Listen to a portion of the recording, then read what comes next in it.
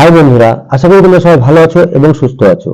আজকে আমরা আবারও ক্লাস 7 এর ইংলিশ টেক্সট বুকের রিভিশন লেসনের অ্যাক্টিভিটি সলভ করব। আজকে আমরা অ্যাক্টিভিটি 12, 13 এবং 14 সলভ করব। তবে শুরু করার আগে তোমরা এখনো যারা আমার চ্যানেলটি সাবস্ক্রাইব করোনি তারা অবশ্যই চ্যানেলটি সাবস্ক্রাইব করবে এবং সঙ্গে থাকবে পরবর্তী ভিডিওটি সর্বপ্রথমে তোমাদের মোবাইলে পাওয়ার জন্য। এবং অলরেডি যারা সাবস্ক্রাইব করে রেখেছো তাদের অসংখ্য ধন্যবাদ। তো বন্ধুরা, আমার ভিডিওটি যদি তোমাদের ভালো লাগে তাহলে অবশ্যই একটি লাইক, কমেন্ট এবং শেয়ার করবে। তাহলে চলো শুরু করা যাক।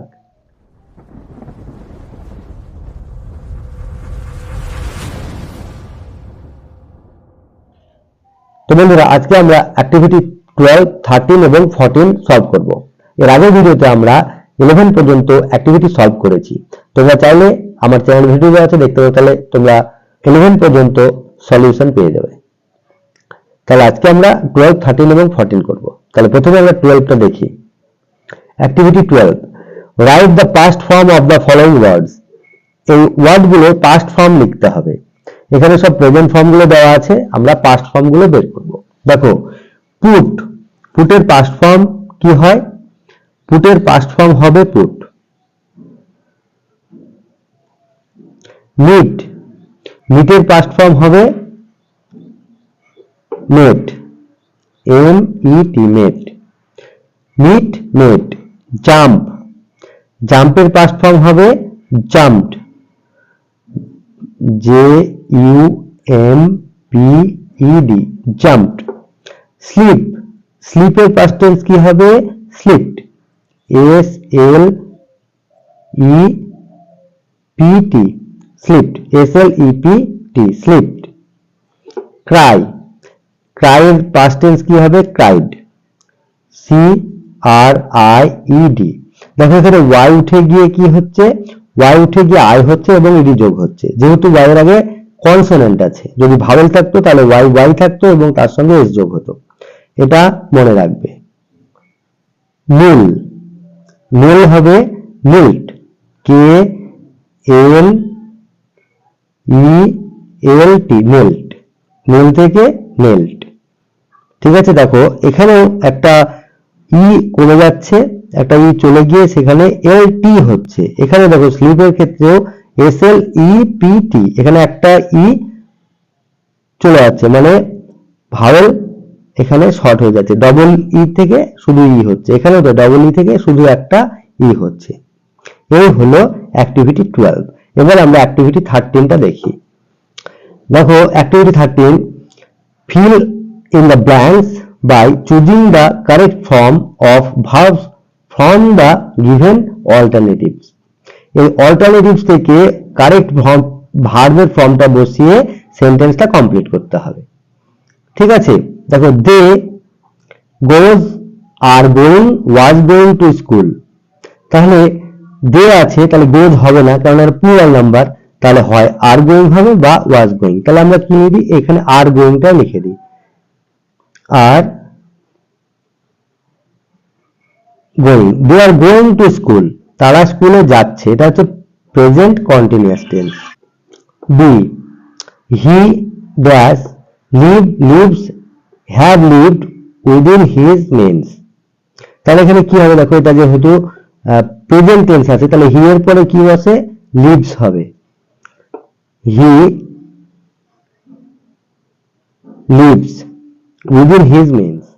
C number, she and her friends goes to the picnic yesterday. দেখো yesterday মানে কি? গতকালকে। তার মানে কি হবে? এটা প্রেজেন্ট তো হবেই না, পাস্ট হবে। তাহলে কি হবে? went। তাহলে she and her friends went to the picnic yesterday। ঠিক আছে, আমাদেরকে সবসময় সেন্টেন্স থেকে বুঝতে হবে যে সেটা প্রেজেন্ট কি পাস্ট। ঠিক আছে, বা কন্টিনিউয়াস, পারফেক্ট, এগুলো কিন্তু আমরা সেন্টেন্স দেখলেই বুঝতে পারবো। সেই হিসেবে আমাদেরকে ভার্বটা বসাতে হবে। দেখো D,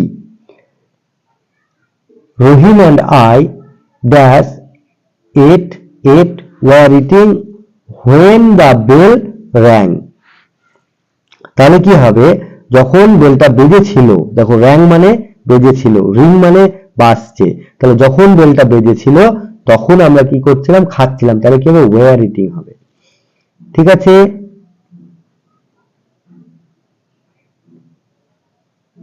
were eating. Rahim and I were eating when the bell rang. যখন বেল বাজলো তখন আমরা খাচ্ছিলাম। ঠিক আছে, তাহলে were eating. The striker dash scored scored a goal in the football match yesterday. তাহলে গতকালকে স্ট্রাইকার একটা গোল করেছিল, তাহলে কি হবে পাস্ট, তাহলে এখানে কি হবে scored, S C O R E D, scored. The striker scored a goal in the football match yesterday. ঠিক আছে, তাহলে অ্যাক্টিভিটি 13 কমপ্লিট হয়ে গেল। এবার আমরা অ্যাক্টিভিটি 14টা দেখি। Activity 14, classify the following nouns in the chart given below.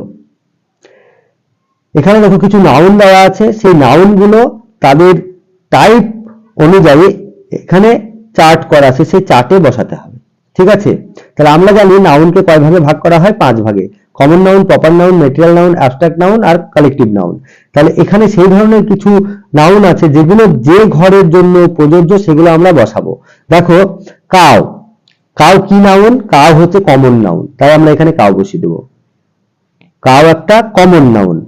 Fleet, fleet মানে নৌবহর, তাহলে এটা কি হবে একটা কালেকটিভ নাউন, আমরা কালেকটিভের ঘরে বসিয়ে দেবো, FLEET, ফ্লিট।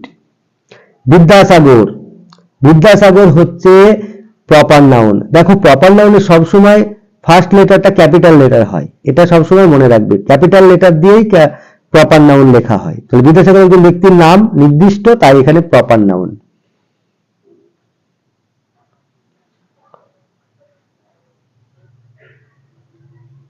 চক, চক কি, চক হলো একটা মেটেরিয়াল নাউন, চক।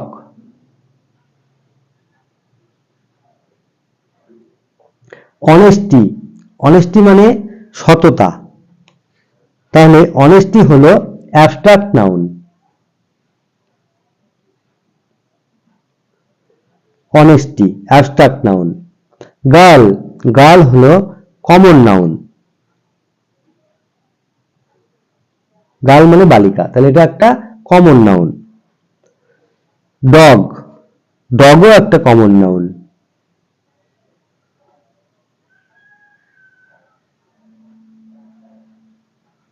Dog, dog common noun. Robert Bruce, Robert Bruce একটা প্রপার নাউন, একজন ব্যক্তির নাম।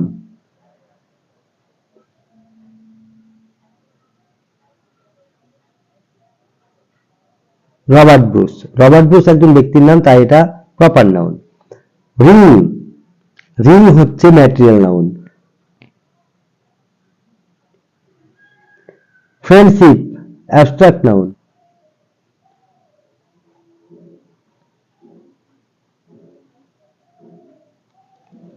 টেবিল, টেবিল হলো ম্যাটেরিয়াল নাউন। হার্ড, হার্ড মানে দল, তাহলে এটা কি হবে collective noun, hard. Class, class মানে শ্রেণী, এটাও হলো কালেকটিভ নাউন। টেলিভিশন, টেলিভিশন হচ্ছে material noun.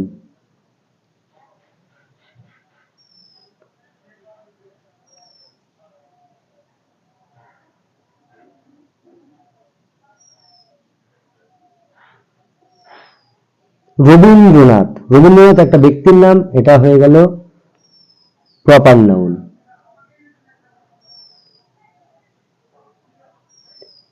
Rabindranath proper noun. Truthfulness, truthfulness হচ্ছে অ্যাবস্ট্রাক্ট নাউন।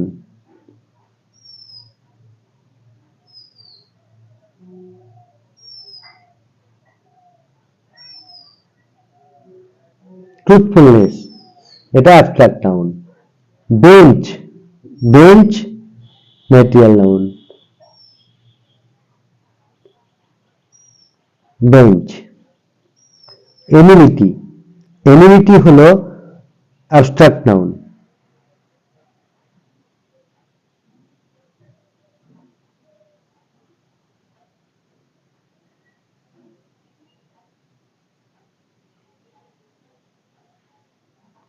এনিমিটি মানে শত্রুতা। Football, football material noun.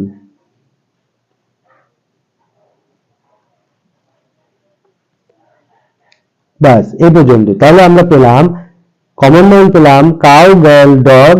Proper noun Vidyasagar, Rabindranath, Robert Bruce. Material noun chalk, ring, table, television, bench, football. Abstract noun honesty, friendship, truthfulness, enmity. Collective noun fleet, herd, class. তাহলে এই হলো activity 14 পর্যন্ত solution. তোমরা এগুলো practice করবে, যত প্র্যাকটিস করবে তত শিখবে। ভালো থাকবে, সুস্থ থাকবে, দেখা হবে নেক্সট ভিডিওতে। টাটা।